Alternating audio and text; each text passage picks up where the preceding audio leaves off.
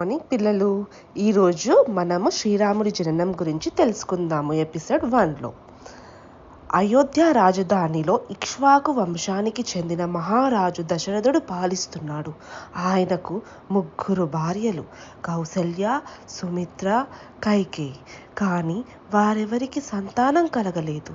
దశరథ మహారాజు వారసుడి కోసం పుత్రకామేష్టి యాగం చేయించాలని నిర్ణయించుకున్నారు.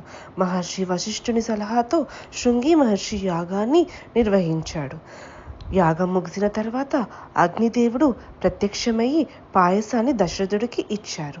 ఆ పాయసం దశరథుడికి భార్యలకు సమానంగా పంచిపెట్టారు.